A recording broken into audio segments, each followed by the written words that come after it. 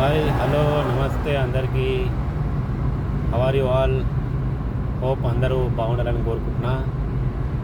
అయితే స్టోరీ ఏంటంటే ఇవాళ నిన్న బిగ్ బాస్ చూసిన బ్రదర్స్ బా పిచ్చెక్కిపోయింది. బట్ ఇంకొకటి, బిగ్ బాస్ అంటే మీరు అదేదో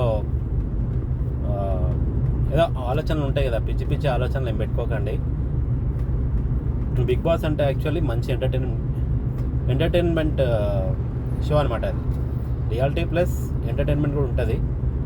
దాంట్లో నవదీప్ గారు బా మనసు గెలిచేసుకున్నారు అందరిది.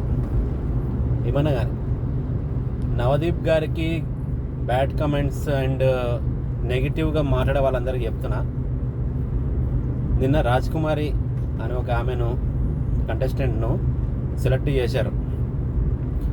రైట్ పర్సన్ని సెలెక్ట్ చేశారని నా ఉద్దేశం. చాలా హ్యాపీ అనిపించింది తన స్టోరీ విన్నాక, తన గురించి తెలుసుకున్న తర్వాత. ఇట్లాంటి వాళ్ళు కదా మనకు బిగ్ బాస్లో కావాల్సింది. తను ఏంటో ప్రూవ్ చేసుకోవాలనుకుంటుంది అండ్ తన పిల్లలను మంచిగా చూసుకోవాలనుకుంటుంది.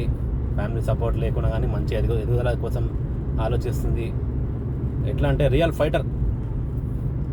ఇటువంటి వాళ్ళకు మనకు సపోర్ట్ చేయాలి బ్రదర్స్. తను ఒకవేళ అగ్ని పరీక్ష అన్ని దాటేసింది, ఆల్మోస్ట్ సెలెక్ట్ అయిపోయింది అనుకోండి. బిగ్ బాస్లోకి వెళ్ళిన తర్వాత మాత్రం తనకు ఓట్లు వేయండి అండ్ సపోర్ట్ చేయండి బ్రదర్స్ అండ్ సిస్టర్స్. అందరు సపోర్ట్ చేయండి. చాలామందికి ఇన్స్పిరేషన్ అవుతుంది ఆ అమ్మాయి. థ్యాంక్స్ నవదీప్ గారు. ఎవరైతే నెగిటివ్గా మాట్లాడే వాళ్ళందరికీ ఒకటే చెప్తున్నా, నవదీప్ గారు వేరు. మీరు జస్ట్ ఏదో తను మాట్లాడే విధానం అవి ఇవి చూసి మీరు నెగిటివ్ అనుకుంటున్నారు. బట్ నవదీప్ గారు అట్లా కాదు.